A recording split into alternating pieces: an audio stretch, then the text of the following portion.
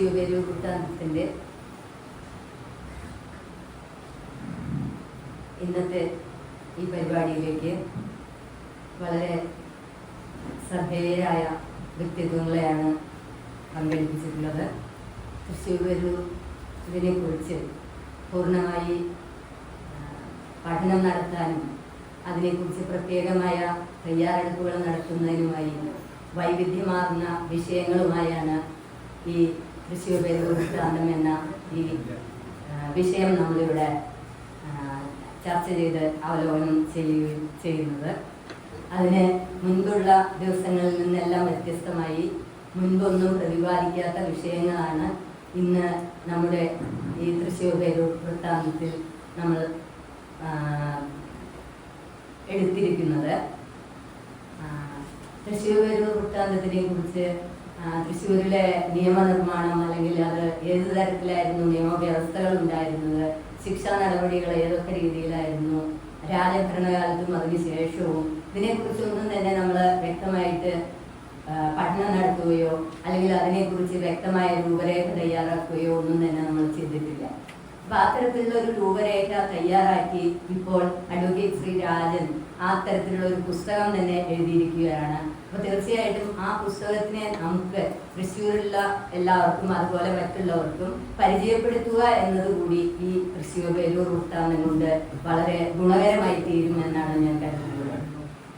മറ്റൊന്ന്, തൃശ്ശൂർ വൃത്താന്തവുമായി ബന്ധപ്പെട്ട് സുനിൽ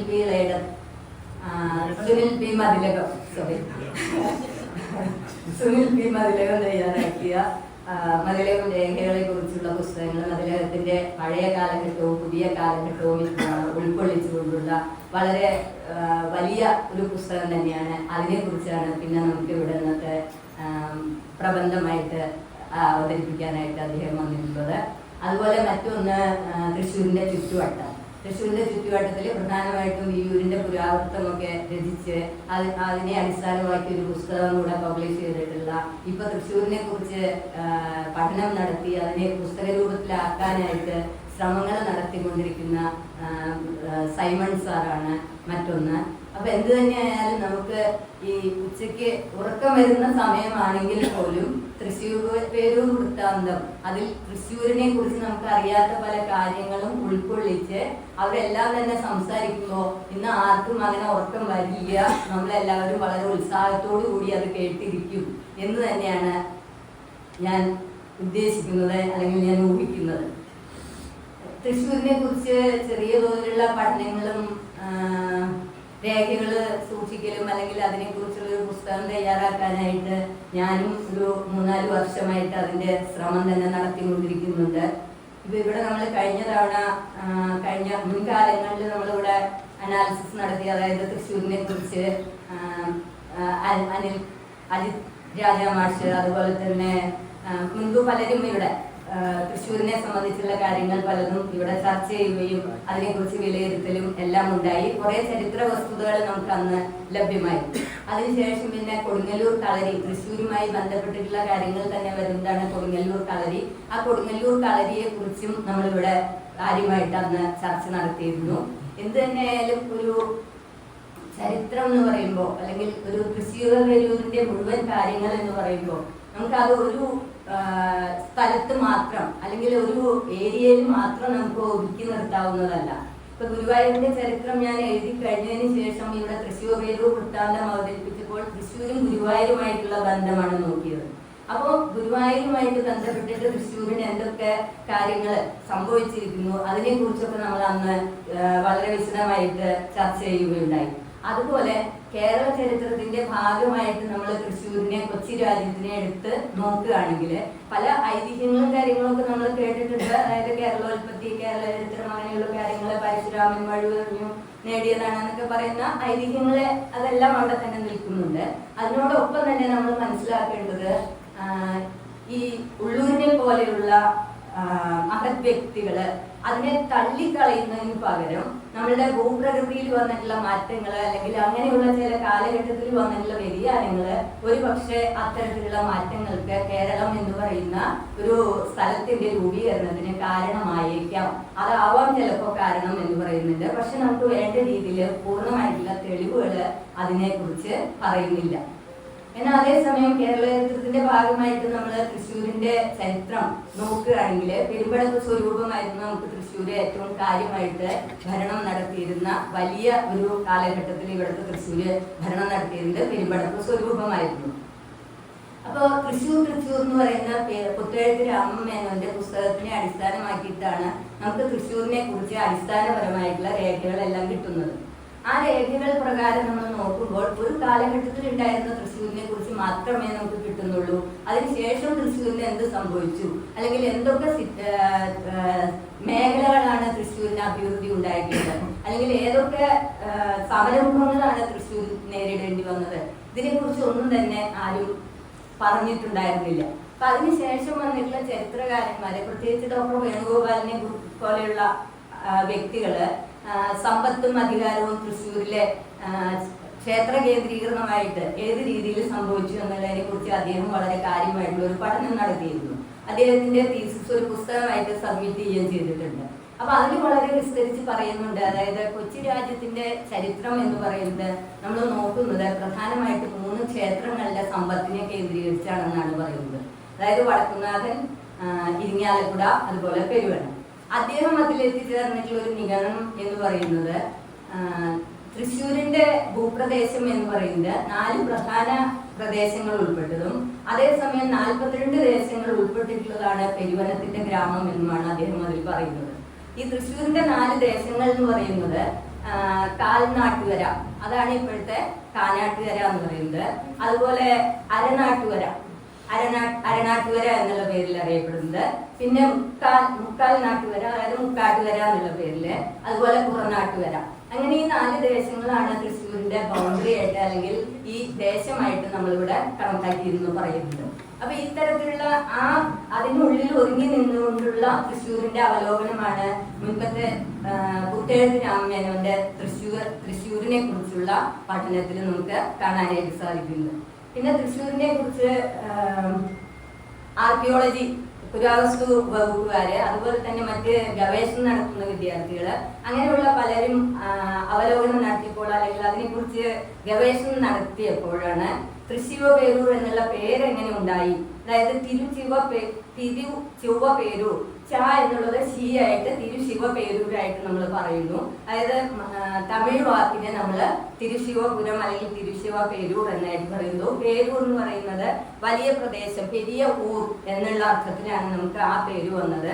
അപ്പൊ ആ രീതിയിലായിരിക്കാം തിരുശിവപുരം അല്ലെങ്കിൽ തൃശ്ശിവപേരൂർ എന്നുള്ള പേരുണ്ടായത് എന്നാണ് നമുക്ക് മനസ്സിലാക്കാൻ സാധിക്കുന്നത്.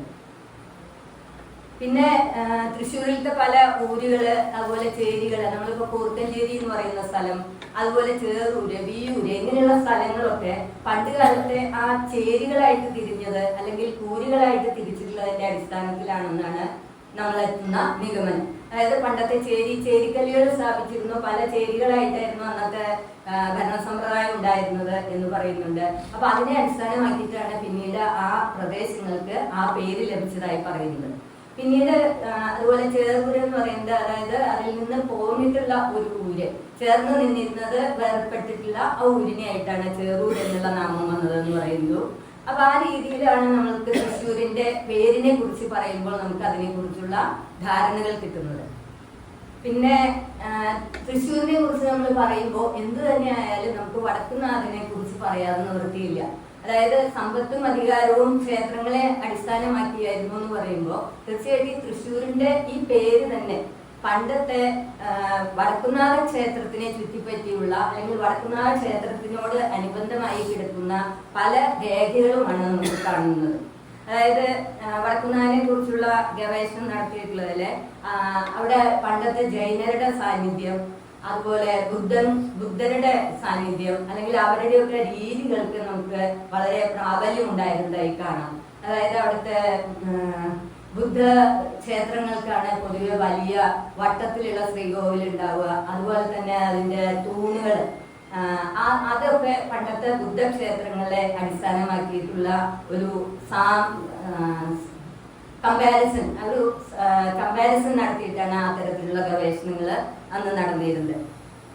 പിന്നെ അതുപോലെ അവിടുത്തെ ദിഗംബരനായിട്ടുള്ള, അതായത് ജൈനരുടെ ആ സങ്കല്പത്തിലുള്ളത്, നമ്മൾ കുംഭകർണന്റെ സുഹൃത്തായിട്ടാണ് നമ്മൾ കണക്കാക്കുന്നത്. നമ്മൾ ചെന്ന് നൂല് പൊട്ടിച്ചിടുന്ന ഒരു ഇതുണ്ടല്ലോ വടക്കുന്നാഥ ക്ഷേത്രത്തിൽ നമ്മൾ തൊഴാൻ ചെല്ലുന്നത്. അപ്പൊ അതാ പണ്ടത്തെ ജൈന മതത്തിന്റെ ബാക്കി പത്രങ്ങളാവാം എന്നാണ് എല്ലാ ഗവേഷകരും എത്തിച്ചേരുന്ന ഒരു നിഗമനം. പിന്നെ ഏത് സ്ഥലത്തിനെ കുറിച്ചായാലും, ഇനി വരാൻ പോകുന്നതായാലും ഇപ്പോൾ ഉള്ളതായാലും, നമുക്ക് കിട്ടുന്ന പ്രധാന രേഖകൾ എന്ന് പറയുന്നത് പലപ്പോഴും പല സാഹിത്യകൃതികളായിരിക്കും. സാഹിത്യകൃതികളിലൂടെയാണ് നമ്മൾ ഒരു സ്ഥലം അവിടെ നിലനിന്നിരുന്നു എന്നുള്ള കാര്യം നമ്മൾ തിരിച്ചറിയുന്നത്. ഉദാഹരണമായിട്ട് പറയുകയാണെങ്കിൽ തമിഴ് കൃതിയായിട്ടുള്ള തിരുകൈലായ ജ്ഞാന ഉല എന്ന് പറയുന്ന തമിഴ് കൃതിയിലെ ഇതിനെ സംബന്ധിച്ച് പറയുന്നുണ്ട്. വടക്കുന്നാഥ ക്ഷേത്രത്തിനെ സംബന്ധിച്ചും ആ ക്ഷേത്രത്തിന്റെ, അതായത് 9ാമത്തെ നൂറ്റാണ്ടിൽ ഉണ്ടായിരുന്ന ഒരു കൃതിയാണ്. അപ്പൊ അതിൽ ഇതിനെ കുറിച്ചുള്ള സൂചനകൾ പറയുന്നുണ്ട് എന്ന് പറയുന്നു. ഈ വേണുഗോപാൽ നടത്തിയിട്ടുള്ള പഠനത്തില് 9ാം നൂറ്റാണ്ടിലാണോ 8, 9 നൂറ്റാണ്ടുകളിലോ അല്ലെങ്കിൽ 11, 12 നൂറ്റാണ്ടുകൾക്കിടയിലോ ആയിരിക്കാം തൃശ്ശൂർ വടക്കുന്നാഥ ക്ഷേത്രം ഉണ്ടായത് എന്നാണ് അദ്ദേഹം അഭിപ്രായപ്പെടുന്നത്. അപ്പൊ അതിൽ 8, 9 നൂറ്റാണ്ടുകളിലാകാം എന്ന് അഭിപ്രായപ്പെടാനുണ്ടായ കാരണം, നമ്മളവിടെ ശ്രീ ശങ്കരാചാര്യരുടെ സമാധി എന്ന് പറഞ്ഞിട്ട് ശംഖുചക്രങ്ങളൊക്കെ പ്രതിഷ്ഠയൊക്കെ കാണുന്നുണ്ട്. അതുപോലെ അന്നത്തെ കാലത്ത് ബ്രഹ്മസ്വ മഠം, നടുവിൽ മഠം എന്നൊക്കെ പറഞ്ഞ വിവിധ മഠങ്ങൾ സ്ഥാപിച്ചിട്ടുള്ളതിനെ കുറിച്ച് നമുക്കറിയാം. അപ്പൊ അതിൽ നിന്ന് നമുക്ക് സൂചന കിട്ടുന്നു ആ കാലഘട്ടത്തിലെ ശങ്കരാചാര്യരുടെ കാലഘട്ടത്തിൽ ഇവിടെ ക്ഷേത്രം ഉണ്ടായിരുന്നു നമുക്ക് അനുമാനിക്കേണ്ടതായിട്ട് വരും. അതുപോലെ പിന്നെ ഉദ്ദണ്ഡ ശാസ്ത്രികളുടെ കോകില സന്ദേശം, അതിലും ചന്ദ്രോത്സവത്തില് തെങ്കയിലെ നാഥോദയം എന്ന് പറയുന്ന കൃതിയില് വാസുദേവ കവി എന്ന് പറയുന്ന അദ്ദേഹത്തിന്റെ കൃതിയിൽ, അതായത് തെങ്കയിലെ നാഥോദയത്തിൽ പ്രധാനമായിട്ടും തെക്കൻ കൈലാസം എന്നാണ് വടക്കുന്നാഥനെ വിശേഷിപ്പിക്കുന്നത്. അപ്പൊ ആ കൃതിയിൽ വടക്കുന്നാഥനെ ബേസ് ചെയ്ത് അല്ലെങ്കിൽ വടക്കുന്നാഥനിലെ ശിവപ്രതിഷ്ഠയെ അടിസ്ഥാനമാക്കിയിട്ടാണ് അതിലെ വർണ്ണനകൾ നടക്കുന്നത്. അപ്പൊ ആ കാലഘട്ടത്തില് ഉണ്ടായിരുന്നിരിക്കാം എന്നാണ് അനുമാനിക്കുന്നത്. പിന്നെ ആർക്കിയോളജിക്കാർ നടത്തിയിട്ടുള്ള ഗവേഷണത്തിന്റെ അടിസ്ഥാനത്തിൽ നോക്കുകയാണെങ്കിൽ അവിടെ ചില ലിഖിതങ്ങൾ കണ്ടതായിട്ട് അവർ പറയുന്നുണ്ട്.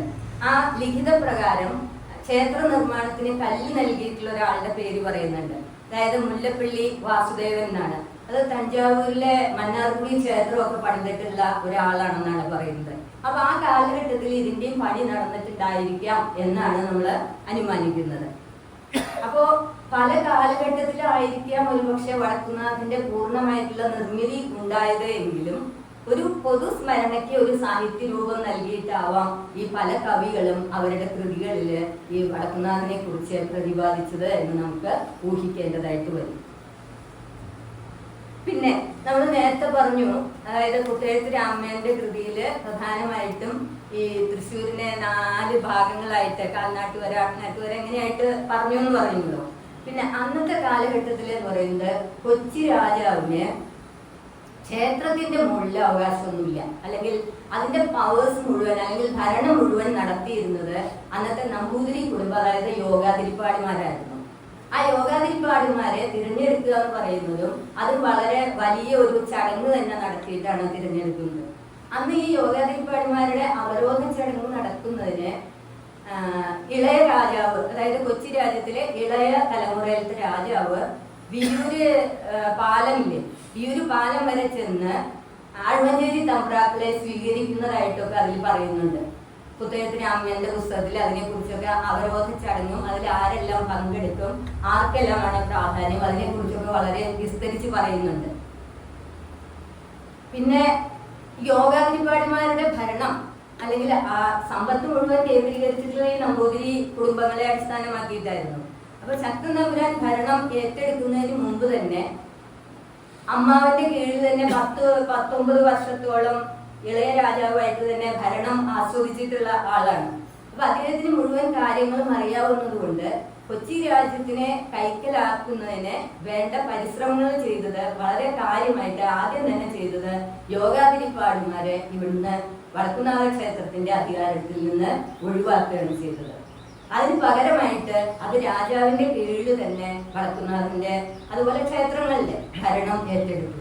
അതോടുകൂടി ക്ഷേത്രത്തിന്റെ സമ്പത്ത് രാജാവിന് ലഭിച്ചു, അല്ലെങ്കിൽ കൊച്ചി രാജ്യത്തിന് ലഭിക്കാനായിട്ട് കാരണമായി. മറ്റേത് ഒരു കമ്മ്യൂണിറ്റിക്ക് മാത്രം, അല്ലെങ്കിൽ അത് കൈകാര്യം ചെയ്യുന്നവരിൽ മാത്രം ഒതുങ്ങി നിൽക്കുന്ന ഒരു അവസ്ഥയായിരുന്നു. അപ്പൊ അതിൽ വളരെ പ്രധാനപ്പെട്ട ഒരു മാറ്റം വരുത്തിയത് ശക്തൻ തമ്പുരാന്റെ കാലത്താണെന്ന് പറയാം.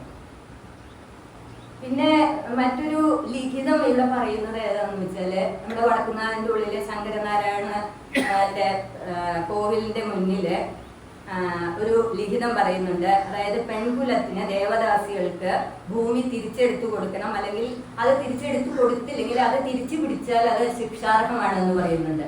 അതായത് ദേവദാസി സമ്പ്രദായം അന്ന് നിലവിലുണ്ടായിരുന്നു എന്നുള്ളതിന്റെ ഒരു സൂചനയാണ് ആ ലിഖിതത്തിലൂടെ നമുക്ക് മനസ്സിലാവുന്നത്. അതായത് അത്തരത്തിൽ ഭൂമി മുമ്പ് കൊടുത്തിട്ടുള്ളത് ആരെങ്കിലും തിരിച്ചെടുത്താൽ അത് ശിക്ഷാർഹമാണ് എന്നുള്ളതാണ് വരുന്നത്. അപ്പൊ ഇതെല്ലാം തന്നെ നമ്മളിപ്പോ ചന്ദ്രോത്സവമായാലും ശുഭസന്ദേശമായാലും ഇങ്ങനെ ഏത് കൃതികൾ നമ്മൾ നോക്കുകയാണെങ്കിലും ഇതൊക്കെ 12-14 നൂറ്റാണ്ടുകളുടെ ആ കാലഘട്ടത്തിലാണ് സംഭവിക്കുന്നത്. അപ്പൊ അതിനു മുൻപ് തന്നെ ഈ വടക്കുംനാഥ ക്ഷേത്രം അവിടെ നിലവിലുണ്ട്, അവിടുത്തെ ചിത്തവട്ടങ്ങളൊക്കെ ഇതായിരുന്നു എന്നുള്ളത് മനസ്സിലാക്കാം. പിന്നെ അടുത്ത പ്രധാനപ്പെട്ട നമുക്കിപ്പോ എന്ത് ലിഖിതങ്ങളായാലും എന്തിനായാലും നമ്മളൊരു അടിസ്ഥാനപരമായിട്ടുള്ള ഒരു രേഖ ഉപയോഗിക്കും. ആ രേഖ എന്ന് പറയുന്നത് വടക്കുംനാഥനെ കുറിച്ചുള്ളത് കൊട്ടുവായിര വേലിക്കച്ചം എന്ന് പറയുന്നതാണ്. ആ കൊട്ടുവായിര വേലിക്കച്ചത്തിൽ നിന്നാണ് ഈ ആർക്കിയോളജിക്കൽ വകുപ്പ് പ്രധാനമായിട്ടും ഇതിന്റെ നിർമ്മാണം എന്ന് നടന്നു, ഏത് കാലത്താണ് അത് നിലവിലുണ്ടായിരുന്നത്, അതിനെ കുറിച്ചുള്ള വിശദാംശങ്ങളൊക്കെ അതിനെ അടിസ്ഥാനപ്പെടുത്തി ഗണിച്ചിട്ടാണ് ലഭ്യമായിട്ടുള്ളത്. പിന്നെ നമുക്ക് എല്ലാവർക്കും അറിയാവുന്നതുപോലെ ഈ പണ്ടത്തെ രാജ്യഭരണ കാലത്ത് എന്ന് പറഞ്ഞു നാട്ടുരാജ്യങ്ങൾ തമ്മിൽ വളരെയേറെ കലഹം ഉണ്ടായിക്കൊണ്ടിരിക്കുന്ന ഒരവസ്ഥയായിരുന്നു. ആ കലഹം ഉണ്ടായിരിക്കുന്ന ആ കാലഘട്ടത്തിലാണ് ഇവിടെ ആദ്യം പോർച്ചുഗീസുകാരുടെ ആക്രമണം, പിന്നെ ഡച്ചുകാരുടെ, പിന്നെ ബ്രിട്ടീഷുകാരുടെ ഒക്കെ ആക്രമണം ഇവിടെ ഉണ്ടായത്. അപ്പൊ അങ്ങനെയുള്ള ആക്രമണത്തിന്റെ സമയത്ത് ഇവിടെ ചെയ്തിരുന്നത് എന്താന്ന് വെച്ചാൽ ചില നാട്ടുരാജ്യങ്ങള് മറ്റുള്ളവരെ കൂട്ടുപിടിച്ച് വിദേശികൾക്ക് സഹായം ചെയ്തു കൊടുക്കുന്ന ഒരു നിലപാടായിരുന്നു എടുത്തിരുന്നത്. അപ്പൊ ഈ വിദേശ സഞ്ചാരികൾ അല്ലെങ്കിൽ വിദേശത്തു നിന്ന് വരുന്നവരെ അവരുടെ പ്രധാന ഉദ്ദേശം ഇവിടുത്തെ സുഗന്ധദ്രവ്യങ്ങൾ, അതുപോലെ വ്യാപാര വാണിജ്യ വികസനം എന്നുള്ളതായിരുന്നു. അപ്പൊ അതുകൊണ്ട് ഈ നാട്ടുരാജ്യങ്ങൾ തമ്മിൽ വളരെയേറെ കലഹം ഉണ്ടാക്കുന്നതിന് ഇതെല്ലാം തന്നെ കാരണമായി തീർന്നു. അപ്പൊ അതുകൊണ്ട് ആ കലഹത്തിനൊക്കെ ഒരു പര്യവസാനം കുറിക്കുക എന്ന് പറയുന്നത് ശരിക്കും പറഞ്ഞാല് ശക്തൻ തമ്പുരാന്റെ ഭരണം സാരഥ്യത്തിന് ശേഷമാണ് ഉണ്ടായിട്ടുള്ളത് എന്ന് പറയാം. ശക്തൻ തമ്പുരാനെ സംബന്ധിച്ച് പറയുകയാണെങ്കിൽ അദ്ദേഹത്തിന് ശക്തൻ എന്ന് പറഞ്ഞ പേരുണ്ടാവാൻ തന്നെ കാരണം അദ്ദേഹത്തിന്റെ ചില പ്രത്യേകതകളെ കൊണ്ടാണ്. നമ്മളെല്ലാവരും കേട്ടിട്ടുള്ള ശക്തൻ തമ്പുരാൻ എന്ന് പറഞ്ഞാല് പാർമേകാവിലെ വെളിച്ചപ്പാടിന്റെ കഴുത്ത് വെട്ടി, തേക്കിൻകാട് വെട്ടി, അപ്പോ കോമരം തുള്ളി വന്നു, അപ്പൊ കഴുത്ത് വെട്ടി, അങ്ങനെയുള്ള ഒരു ഭീകരനായിട്ടുള്ള ശക്തൻ തമ്പുരാനെയാണ് നമ്മൾ കേട്ടിട്ടുള്ളത്. പക്ഷെ ശക്തൻ തമ്പുരാൻ എന്ന് പറയുന്ന പേര് ശരിക്കും രാമവർമ്മ കുഞ്ഞിപ്പിള്ള എന്നാണ് അദ്ദേഹത്തിന്റെ പേര്. പക്ഷെ അദ്ദേഹത്തിന് ഈ പറഞ്ഞ ശക്തൻ എന്ന പേര് കിട്ടാൻ കാരണം അദ്ദേഹം കുതിര സവാരിയില് അല്ലെങ്കിൽ കുതിരകളെയൊക്കെ വളരെ ഇഷ്ടപ്പെടുന്ന ഒരാളായിരുന്നു. അപ്പൊ ഒരു പ്രാവശ്യം ഒരു കുതിരയും കൊണ്ട് വീട്ടില് രാജകൊട്ടാരത്തിലേക്ക് ആരോ രാജാവിനെ കാണാനായിട്ട് വന്ന സമയത്ത് ഇദ്ദേഹം ഈ കുതിരയെടുത്ത് ഒരു സവാരി കഴിച്ച് വരികയാണ് ചെയ്യുന്നത്. അധികം പ്രായം ഇല്ലാത്ത സമയമാണ്, കുതിര സവാരി പഠിപ്പിക്കുക അല്ലെങ്കിൽ പഠിക്കുകയൊന്നും ചെയ്തിട്ടില്ലാത്തൊരു സമയമാണ്. ജിന്നിയും ഒന്നും ഇല്ലാതെ, കടിഞ്ഞാണും ഒന്നും ഇല്ലാതെ ഈ കുതിരപ്പുറത്ത് കയറി ഒരു ചുറ്റല് ചുറ്റിയിട്ട് വരികയാണ് ചെയ്യുന്നത്. അപ്പൊ ഇദ്ദേഹത്തിന്റെ ചിറ്റമ്മ ഇത് കണ്ട് ഇദ്ദേഹം പോയി തിരിച്ചു വരുമ്പോഴും വീട്ടിലുള്ള എല്ലാവർക്കും വളരെ വിഷമമായിരുന്നു. തിരിച്ചു വന്നപ്പോ ചിറ്റമ്മ പറയുകയാണ് ചെയ്യുന്നത്, നീ എവിടുന്ന് അതൊന്ന് പഠിച്ചത്, നീ വളരെ ശക്തനാണല്ലോ എന്ന് പറയുകയാണ്. അങ്ങനെയാണ് ഈ ശക്തൻ തമ്പുരാനെ ശക്തൻ എന്നുള്ള പേര് കിട്ടിയത് എന്നാണ് പറയുന്നത്. അപ്പൊ പിന്നീട് ഇദ്ദേഹത്തിന്റെ ഓരോ പ്രവർത്തനങ്ങളും അദ്ദേഹത്തിന്റെ ശക്തി തെളിയിക്കുന്നത് തന്നെയായിരുന്നു. അത് ഫിസിക്കലായിട്ടുള്ള ശക്തിയല്ല, മെന്റൽ അല്ലെങ്കിൽ ആ പവർ അത് ഉപയോഗിക്കുന്നത് തന്നെയാണ് അദ്ദേഹത്തിനെ എക്കാലത്തും നമ്മുടെ മനസ്സിൽ ശക്തനായിട്ട് നിലനിർത്തിയത്. അദ്ദേഹത്തിന്റെ മറ്റൊരു പ്രത്യേകത എന്ന് പറഞ്ഞാല് അദ്ദേഹത്തിന് ചില പ്രത്യേക ഇഷ്ടങ്ങൾ ഉണ്ടായിരുന്നു. അതായത് നമ്മളുടെയൊക്കെ സങ്കല്പത്തിൽ അദ്ദേഹം ഒരു ഭരണാധികാരി എന്നുള്ള ആ ഒരു രീതിയിൽ മാത്രം അങ്ങനെയുള്ള ഒരു രാജാവായിട്ടാണ് ഉള്ളതെങ്കിലും പുസ്തകത്തിന്റെ പുസ്തകത്തിൽ അദ്ദേഹത്തിനെ കുറിച്ച് അദ്ദേഹത്തിന്റെ മറ്റു കാര്യങ്ങളെ കുറിച്ചും കൂടി വിസ്തരിച്ച് പറയുന്നുണ്ട്. അതായത് അദ്ദേഹത്തിന് പൂന്തോട്ട നിർമ്മാണം വളരെ ഇഷ്ടമായിരുന്നു. പൂന്തോട്ടത്തിലേക്ക് വിദേശത്തു നിന്നുള്ള ചെടികൾ പോലും അദ്ദേഹം കൊണ്ടുവരാനായിട്ട് ശ്രമിച്ചിരുന്നു. ആ പൂന്തോട്ടത്തിന്റെ വികസനത്തിനും മറ്റുമായിട്ട് അദ്ദേഹം നേരിട്ട് തന്നെ ഇടപെടൽ നടത്തിയിരുന്നു. അതിന്റെ ആ പൂന്തോട്ടത്തിൽ എന്തെങ്കിലും ദോഷങ്ങൾ സംഭവിച്ചാൽ നേരിട്ട് തന്നെ ശകാരിക്കുകയും ശിക്ഷ വിധിക്കുകയൊക്കെ ചെയ്യുന്ന ഒരു സ്വഭാവം ഉണ്ടായിരുന്നു എന്ന് പറയുന്നുണ്ട്. അതുപോലെ അദ്ദേഹത്തിന് ഇഷ്ടമുള്ള മറ്റൊന്ന്, അദ്ദേഹത്തിന് വലിയൊരു കുതിര ലായം ഉണ്ടായിരുന്നു. ആ ലായത്തില് ഒരുപാട് കുതിരകൾ ഉണ്ടായിരുന്നു. പലതരത്തിലുള്ള കുതിരകളെയും ഇദ്ദേഹം സ്വന്തമാക്കിയിരുന്നു. പിന്നെ അത് കൂടാതെ അദ്ദേഹത്തിന് പശു, എരുമ ഇങ്ങനെയുള്ള ജീവികളെയൊക്കെ വളർത്തുന്ന സ്വഭാവം ഉണ്ടായിരുന്നു. അപ്പൊ അതായത് മനുഷ്യ സ്നേഹത്തിനേക്കാൾ ഉപരിയായിട്ട് ജന്തു സ്നേഹവും അതുപോലെ തന്നെ സസ്യജാലങ്ങളോടുള്ള സ്നേഹവും അങ്ങനെയുള്ള കാര്യങ്ങളെല്ലാം തന്നെ അദ്ദേഹത്തിന് ഉണ്ടായിരുന്നു എന്നാണ് നമ്മൾ മനസ്സിലാക്കുന്നത്. അപ്പൊ അങ്ങനെയുള്ള കാര്യങ്ങളെല്ലാം അദ്ദേഹത്തിന് ഉണ്ടായിരുന്നത് കൊണ്ട് തന്നെ അദ്ദേഹം അനുവർത്തിച്ചിരുന്ന കാര്യങ്ങളിലും അത്തരത്തിലുള്ള മാറ്റങ്ങൾ നമുക്ക് പ്രതീക്ഷിക്കാം. അതായത് അദ്ദേഹം എല്ലാ കാര്യങ്ങളും ഹുക്കുനാമങ്ങൾ എന്ന് പറഞ്ഞിട്ടാണ് അദ്ദേഹത്തിന്റെ അതായത് ലോസ് എന്ന് നമ്മൾ പറയില്ലേ, അങ്ങനെ നിയമങ്ങൾ അദ്ദേഹം അനുശാസിക്കുന്നത് ഓരോന്നും ഹുക്കുനാമങ്ങൾ കൊടുത്തിട്ടാണ്. അപ്പൊ അത് ഈ കുട്ടികളുടെ രക്ഷയ്ക്കായിട്ട് അതുപോലെ അദ്ദേഹം ഒരു 24 ഹുക്കുനാമങ്ങൾ കൊടുത്തു എന്ന് പറയുന്നുണ്ട്. അതുപോലെ സ്ത്രീകൾക്ക് ബുദ്ധിമുട്ടുണ്ടാക്കുന്നവരെ സംബന്ധിച്ച് അവർക്കായിട്ട് വേറെ രീതിയിലുള്ള ശിക്ഷാ നടപടികൾ, അങ്ങനെ ഓരോന്നിനും വേറെ വേറെ ഹുക്കുനാമങ്ങൾ ഇറക്കിയിരുന്നു അതാത് കാലഘട്ടത്തിൽ എന്നാണ് പറയുന്നത്. പിന്നെ അദ്ദേഹം എഴുതുന്ന തിട്ടൂരങ്ങൾ എന്ന് പറയുന്നത് അദ്ദേഹം സ്വയം എഴുതിയതായിരുന്നു എന്നാണ് പറയുന്നത്. കൽപ്പന കൊടുത്ത് വേറൊരാളെ കൊണ്ട്, അതായത് ഡിക്റ്റേഷൻ അല്ല, നേരിട്ട് തന്നെ തിട്ടൂരങ്ങൾ എഴുതി അയക്കുന്ന ഒരു സമ്പ്രദായമായിരുന്നു അദ്ദേഹത്തിനുണ്ടായിരുന്നത്.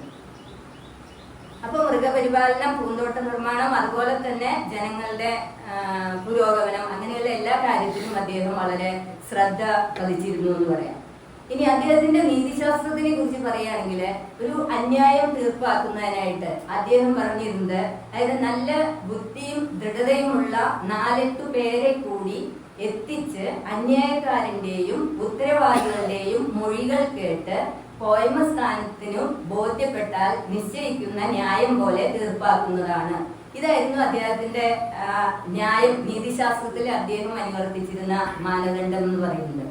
പിന്നെ അദ്ദേഹം ഈ ശിക്ഷകള് മുൻപത്തെ കാലത്ത് അതിനെ കുറിച്ച് ഇവിടെ വിസ്തരിച്ച് മുഖ്യപ്രഭാഷകൻ പറയും. ശിക്ഷാവിധികൾ പലതും ബ്രാഹ്മണ, ക്ഷത്രിയ, വൈശ്യ, ശൂദ്ര വിഭാഗത്തിന് അങ്ങനെ വ്യത്യസ്തമായിട്ടുള്ള രീതിയിലുള്ള ശിക്ഷകളായിരുന്നു അനുവർത്തിച്ചിരുന്നത്. പക്ഷെ അദ്ദേഹം അതിലെ വ്യവസ്ഥകളിൽ പലതിലും മാറ്റം വരുത്തിയിരുന്നു എന്ന് കാണാം.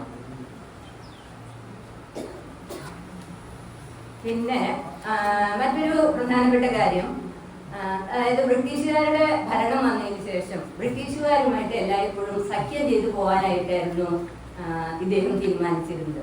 എന്താന്ന് വെച്ചാൽ അതിന് മുൻപുള്ള ഭരണകർത്താക്കളെല്ലാം തന്നെ മറ്റുള്ളവരുമായിട്ട്, ഇപ്പോൾ ടിപ്പുവിന്റെ ഒക്കെ ആക്രമണം, ഹൈദരാബാദിയുടെ ആക്രമണം, ആ പീരീഡിലൊക്കെ ചെറുത്തുനിൽപ്പിന്റെ ഒരു രംഗമാണ് നമ്മൾ കണ്ടിരുന്നെങ്കിൽ ഇദ്ദേഹം ഇത് മുന്നേ കൂട്ടി, അതായത് പ്രതിരോധത്തിനുള്ള നിയന്ത്രണങ്ങൾ വളരെയേറെ കയ്യിൽ ഉള്ളത് കൊണ്ട് ഈ സഖ്യം കമ്പനിയുമായിട്ട്, ബ്രിട്ടീഷ് ഈസ്റ്റ് ഇന്ത്യ കമ്പനിയുമായിട്ട് സഖ്യം ചെയ്തു പോവുക, അതായത് പോറലില്ലാതെ നീങ്ങുക എന്നുള്ള ഒരു പോളിസി ആയിരുന്നു അദ്ദേഹം കൈക്കൊണ്ടിരുന്നത്. അതുകൊണ്ട് തന്നെ അദ്ദേഹം പൗണിയുമായിട്ട് ഒരു വലിയ കരാറിൽ ഏർപ്പെട്ടു. അതായത് പ്രധാനമായിട്ടും ഇവിടുത്തെ സുഗന്ധദ്രവ്യങ്ങള് വ്യാപാരത്തിന് വേണ്ടിയിട്ട് എല്ലാം കിട്ടുക, അങ്ങനെയുള്ള കാര്യങ്ങളൊക്കെ ആയിരുന്നു. പക്ഷെ ഈ കരാറിനെ സംബന്ധിച്ച് തന്നെ പിന്നീട് അതിനെ കുറിച്ച് പുതുക്കുകയും അങ്ങനത്തെ കാര്യങ്ങളൊക്കെ പറയുമ്പോൾ ഇദ്ദേഹം വളരെ സൂത്രത്തിൽ ഇവരോട് പറയുന്നുണ്ട്. അതായത് ടിപ്പുവിന്റെയൊക്കെ ആക്രമണം കാരണം ഇവിടുത്തെ കുരുമുളകും സാധനങ്ങളും ഒക്കെ ഒരുപാട് നാശനഷ്ടങ്ങൾ ഉണ്ടായി. അത് കാരണം ഇപ്രാവശ്യം കുരുമുളക് കൃഷിയൊക്കെ മോശമായി, അതുകൊണ്ട് കുരുമുളകൊക്കെ നമുക്ക് തരാൻ കുറച്ചേ ഉള്ളൂ സുഗന്ധവ്യഞ്ജനങ്ങൾ എന്നൊക്കെ പറയുന്ന ആ തരത്തിൽ കൂടി അദ്ദേഹം ബ്രിട്ടീഷുകാരെ സാന്ത്വനപ്പെടുത്തിയിരുന്നു. അതായിട്ട് അവരായിട്ട് നല്ല രീതിയിൽ പെരുമാറിയിരുന്നു എന്നാണ് പറയുന്നത്. പിന്നെ അദ്ദേഹത്തിന്റെ വേറൊരു പ്രത്യേകത എന്താണെന്ന് വെച്ചാല് അദ്ദേഹം നായാട്ട് നായ്ക്കളെ വിദേശത്ത് നിന്ന് കൊണ്ടുവന്നിരുന്നു. അങ്ങനെ വേട്ടയ്ക്കായിട്ട് പോയിരുന്നു. പിന്നെ എല്ലാവർക്കും വളരെ അത്ഭുതം തോന്നുന്ന ഒരു കാര്യമാണ്, അദ്ദേഹം കാപ്പിരി കുട്ടികളെ കൊണ്ടുവന്നിരുന്നു. കാപ്പിരി കുട്ടികളെ കൊണ്ടുവന്ന് അവർക്ക് കുതിര സവാരി പഠിപ്പിക്കുക, അല്ലെങ്കിൽ കുതിരകളെ കൊണ്ടുപോയി നാട് ചുറ്റാനായിട്ട് അവരെ ഉപയോഗപ്പെടുത്തുക, ഇങ്ങനത്തെ കാര്യങ്ങൾക്കൊക്കെ അദ്ദേഹം ഉപയോഗിച്ചിരുന്നു. പിന്നെ അതുകൂടാതെ അദ്ദേഹത്തിന് എറണാകുളത്ത് വലിയൊരു മൃഗശാല ഉണ്ടായിരുന്നു എന്നാണ് പറയുന്നത്. ആന, കുതിര, പശു, നായാട്ട് മൃഗങ്ങൾ അങ്ങനെ എല്ലാം ഉള്ള ഒരു വലിയ മൃഗശാലയായിരുന്നു എന്നാണ് പറയുന്നത്. അപ്പൊ ചുരുക്കം പറഞ്ഞാൽ ശക്തന്റെ ഭരണകാലം എന്ന് പറയുന്നത് നമുക്ക് വൈവിധ്യവും ദൃഢതയും ഉള്ള ഒരു കാലഘട്ടമായിരുന്നു എന്ന് പറയാം. പിന്നെ ഈ നീതിന്യായ ഭരണം എന്ന് പറയുന്നത് ആ കാലഘട്ടത്തിനെ കുറിച്ച് നമ്മൾ പറയുന്നത് പ്രധാനമായിട്ടും വിദേശ സഞ്ചാരികളുടെ രേഖകളെ അടിസ്ഥാനമാക്കിയിട്ടാണ്. ആ കാലഘട്ടത്തിൽ ഇവിടെ പല വിദേശ സഞ്ചാരികളും ഇവിടെ നാട് ചുറ്റി കണ്ട് അവരുടെ രേഖകൾ, എഴുത്തുകൾ പലതും ഉണ്ട്. അവരുടെ രേഖകളിൽ നിന്നാണ് ഇവിടുത്തെ ഭരണ സമ്പ്രദായവും നീതിന്യായ വ്യവസ്ഥയും അതിനെ കുറിച്ചൊക്കെ നമുക്ക് ഇപ്പൊ കാര്യമായിട്ട് അറിവ് ലഭിക്കുന്നത്. അതായത് പ്രധാനമായിട്ട് അന്ന് ശ്രുതി, സ്മൃതി, അതുപോലെ വർണ്ണാശ്രമ ധർമ്മം, യാജ്ഞവൽക്യ സ്മൃതി, അങ്ങനെയുള്ള കാര്യങ്ങളെ അടിസ്ഥാനമാക്കിയിട്ട് മര്യാദ, മുന്നടപ്പ്, ദേശാചാരം, കീഴ്നടപടി, ഇങ്ങനെയുള്ള കാര്യങ്ങളിൽ അധിഷ്ഠിതമായിട്ടായിരുന്നു ഇദ്ദേഹത്തിന്റെ നീതിന്യായ ഭരണം നടത്തിയിരുന്നത്. പിന്നെ ബ്രിട്ടീഷുകാരെ ഒരുപാട് പലിശയ്ക്കാണ് പണം കടം കൊടുത്തിരുന്നത്. അപ്പൊ ശക്തൻ തമ്പുരാൻ 100 രൂപയ്ക്ക് 1 രൂപ പലിശ എന്നുള്ള രീതിയിലായിരുന്നു. അപ്പൊ അങ്ങനെയുള്ള വളരെ തന്ത്രപരമായിട്ട് വളരെ നൈപുണ്യത്തോടു കൂടിയായിരുന്നു അദ്ദേഹം കാര്യങ്ങൾ ചെയ്തിരുന്നത് എന്ന് പറയാം. പിന്നെ ബലാത്സംഗം, നരഹത്യ, അങ്ങനെയുള്ള കാര്യങ്ങൾക്കൊക്കെ മരണശിക്ഷ വിധിച്ചിരുന്നു. പിന്നെ മറ്റ് ശിക്ഷകള് എണ്ണയിൽ കൈമുക്കുക, അതുപോലെ അംഗം വെക്കുക, അങ്ങനെ ഒരുപാട് രീതികളുണ്ട്. ഞാൻ അതിനെ കുറിച്ചൊന്നും ഇപ്പോൾ വിസ്തരിച്ച് പോകുന്നില്ല. അതൊക്കെ ഇദ്ദേഹത്തിന്റെ മുഖ്യ പ്രഭാഷണത്തിൽ നിന്ന് എനിക്ക് കേൾക്കാനായിട്ട് സാധിക്കും. പിന്നെ ശക്തൻ തമ്പുരാന്റെ മറ്റൊരു പ്രത്യേകത എന്ന് പറയുന്നത് ശുക്രനീതിയാണ്. അതായത് പുരാണ ഗ്രന്ഥമായിട്ടുള്ള ശുക്രനീതിയിലെ അതിനെ അടിസ്ഥാനമാക്കിയിട്ടാണ് രാജഭരണം, ഭരണകാര്യം ഇതെല്ലാം അദ്ദേഹം നടത്തിയിരുന്നത്. അതായത് അദ്ദേഹത്തിന്റെ ഒരു സങ്കല്പം അനുസരിച്ച് ലോക സംരക്ഷണത്തിന് എപ്പോഴും ജാഗരൂകരായിരിക്കണം ഒരു രാജാവ് എന്നുള്ളതായിരുന്നു ഒന്നാമത്തെ കാര്യം. രണ്ടാമതായിട്ട് പരിഗണന കൊടുത്തിരുന്നത് അനാഥര്, നിരാശ്രയരായവര്, അവർക്കൊക്കെ പ്രത്യേക പരിഗണന കൊടുക്കുക എന്നുള്ളതായിരുന്നു. പിന്നെ ദുഷ്ടരെ നിഗ്രഹിക്കുക, അവർക്ക് പരസ്യമായി ദണ്ഡന കൊടുക്കുക, ഇതായിരുന്നു അദ്ദേഹത്തിന്റെ മൂന്നാമത്തെ ഒരു തീരുമാനം. അദ്ദേഹം ചില തീരുമാനങ്ങൾ എടുത്തിരുന്നു ഈ നീതി നടപ്പാക്കുന്നതിന് വേണ്ടി. അതുപോലെ അളവ്, തൂക്കം, ഇത്തരം കാര്യങ്ങളിലെല്ലാം വളരെ കൃത്യത വേണമെന്നുള്ളത്.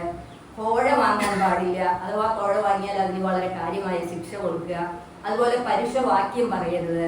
അതുപോലെ അദ്ദേഹത്തിന്റെ അഭിപ്രായത്തിൽ രാജാവ് എല്ലായ്പ്പോഴും ശാസ്ത്ര നിപുണനാവണം എന്നാണ് പറയുന്നത്. അപ്പോ അദ്ദേഹം തന്നെ പറയുന്നുണ്ട്, മന്ത്രിയാണെന്നാകിലും ഒരിക്കൽ കുറ്റം കണ്ടാൽ മന്നവൻ ഏകാന്തത്തിൽ അവരെ ദണ്ഡിക്കണം. അതായത് പരസ്യ ദണ്ഡന കൊടുക്കണം ഒരു മന്ത്രിയാണെങ്കിൽ പോലും. അതായത് മുഖം നോക്കാതെ കാര്യങ്ങൾ ചെയ്യണം എന്നുള്ള ഒരു നിലപാടായിരുന്നു ഇദ്ദേഹം സ്വീകരിച്ചിരുന്നത്. പിന്നെ മറ്റൊരു പ്രത്യേകത എന്താണെന്ന് വെച്ചാൽ ഇദ്ദേഹത്തിന്റെ പല കാര്യങ്ങളും അഗ്നിപുരാണത്തിനെ അടിസ്ഥാനമാക്കിയിട്ടായിരുന്നു എടുത്തിരുന്നത്. അതായത് അംഗരക്ഷകൻ എല്ലായ്പ്പോഴും ഖഡ്ഗം, നല്ല വാൾക്കാരനായിരിക്കണം. അദ്ദേഹത്തിന്റെ പ്രധാനപ്പെട്ട അംഗരക്ഷകരിലെ പണിക്കർ കപ്പിത്താനും അതുപോലെ പേരാറ്റൂറുമായിരുന്നു. ഇവരൊക്കെ തന്നെ പ്രയോഗത്തിൽ വളരെ മിടുക്കരായിരുന്നു എന്നാണ് പറയുന്നത്. പിന്നെ അദ്ദേഹം അതിനെ അടിസ്ഥാനമാക്കിയിട്ട് ചില കാര്യങ്ങൾ പറയുന്നുണ്ട്, ചില ജീവികളുമായിട്ട് താരതമ്യപ്പെടുത്തിയിട്ട്. അതായത് ഒരു രാജാവ് എല്ലായ്പ്പോഴും ബകം പോലെ അഗാധ ചിന്തയിലായിരിക്കണമെന്ന്. അതായത് അത്രയും ചിന്താശേഷി ഉള്ള ആളായിരിക്കണം രാജാവ്, അല്ലെങ്കിൽ അത്രയും ചിന്താശേഷി വളർത്തിക്കൊണ്ടുവരണം ഒരു രാജാവ് എന്ന് പറയുന്നു. അതുപോലെ മറ്റൊന്ന്, സിംഹത്തിനെ പോലെ പരാക്രമിയായിരിക്കണം എന്നാണ് പറയുന്നത്. അതായത് പരാക്രമം കാണിക്കേണ്ടവരുടെ അടുത്ത് പരാക്രമം തന്നെ അനുവർത്തിച്ചിരുന്നു അദ്ദേഹം. പിന്നെ മൃഗത്തെ പോലെ ശത്രുക്കളെ ഹിംസിക്കണം. അതുപോലെ മുയലിനെ പോലെ കാര്യങ്ങളിൽ എടുത്തു ചാടണം. സൂകരത്തിനെ പോലെ ദൃഢമായി പ്രഹരിക്കണം. അതുപോലെ മയിലിനെ പോലെ നാനാപ്രകാരത്തിൽ ആകാരങ്ങളോടെ ഇരിക്കാനാവണം. ശ്വാവിനെ പോലെ ദൃഢഭക്തിയുള്ളവനാവണം. കോകിലത്തെ പോലെ മധുര ഭാഷണം ഉണ്ടാകണം. കാകനെ പോലെ അപരിചിത സ്ഥാനത്ത് പാർക്കാതിരിക്കണം. ഇതൊക്കെ ഇങ്ങനെയുള്ള കാഴ്ചപ്പാടുകളെ വെച്ചുകൊണ്ടാണ് അദ്ദേഹം ഇവിടെ ഭരണം നമുക്കായിട്ട് കാഴ്ചവെച്ചിരുന്നത്. അപ്പോ അതുകൊണ്ട് തന്നെ തമ്പുരാന്റെ ദണ്ഡനീതി എന്ന് പറയുന്നത് ഏറെ ദണ്ഡിപ്പിച്ചു എന്ന് തന്നെ നമുക്ക് പറയേണ്ടതായിട്ട് വരും. അതായത് അഗ്നിപുരാണത്തിലെ വകുപ്പ് അനുസരിച്ച് പശുവിനെ അല്ലെങ്കിൽ അങ്ങനത്തെ മൃഗങ്ങളെ കൊല്ലുന്ന ഒരാൾക്കുള്ള ശിക്ഷ എന്ന് പറയുന്നത് അയാളുടെ കൈയും കാലും ഒക്കെ മുറിക്കുക, ഛേദിക്കുക എന്നുള്ളതായിരുന്നു. അതുപോലെ സ്ത്രീകളെ അപഹരിക്കുക എന്ന് പറയുന്ന ആൾക്ക് വധശിക്ഷയാണ് കൊടുത്തിരുന്നത്.